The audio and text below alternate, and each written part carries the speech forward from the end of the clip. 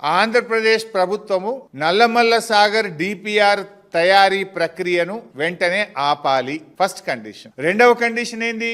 కేంద్ర ప్రభుత్వం central water commission లో నల్లమల్ల సాగర్ అనుమతుల ప్రక్రియను తక్షణమే ఆపాలి.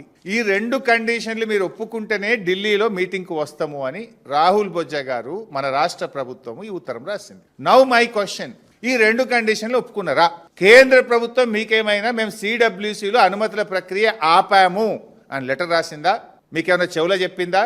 ఆ కాగితం బయట పెట్టండి. నంబర్ 2, ఆంధ్రప్రదేశ్ మేము Nallamala Sagar pre feasibility report తయారీ ప్రక్రియను ఆపేసినము అని ఆంధ్రప్రదేశ్ మీకు ఏమైనా హామీ ఇచ్చిందా? కమాన్ బయట పెట్టండి. మరి ఈ రెండు జరగకుండా ఇలా మీటింగ్కి ఎందుకు పోతున్నారు? ఈ రెండు జరగకపోతే మీరు మీటింగ్కి ఎందుకు పోతున్నారు? అంటే తెలంగాణ నీళ్లను ఆంధ్రాకు ధారా దత్తం చేయడానికి పోతున్నారా?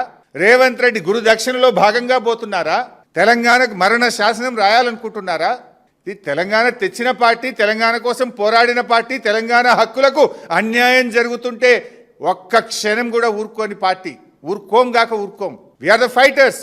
ఎన్నో త్యాగాల పునాదుల మీద తెలంగాణ తెచ్చినాం. ప్రజలు నీకు అధికారం ఇచ్చింది గోదావరి నీళ్లను ఆంధ్రాకు దారాదత్తం చేయడానికి కాదు. మిస్టర్ రేవంత్ రెడ్డి, నాకు ఉత్తమ్ కుమార్ రెడ్డి గారు ఎందుకు మౌనం వహిస్తున్నారో నాకు అర్థమైతలేదు.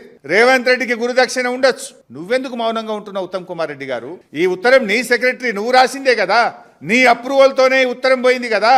మరి ఈ ఉత్తరం రాసిన నువ్వు ఎటువంటి హామీ లేకుండా, కేంద్రం నుంచి ఆంధ్రప్రదేశ్ నుంచి హామీ లేకుండా ఎందుకు పరిగెత్తి ఢిల్లీ మీటింగ్ లో పాల్గొంటున్నారు? మేము ఒకటే సూటిగా డిమాండ్ చేస్తున్నాం. ఇవాళ నువ్వు చంద్రబాబుతో దోస్తీ గట్టి తెలంగాణకు తీరని అన్యాయం చేసేందుకు సిద్ధమైతే రేవంత్ రెడ్డి మేం చూస్తూ ఊరుకోము.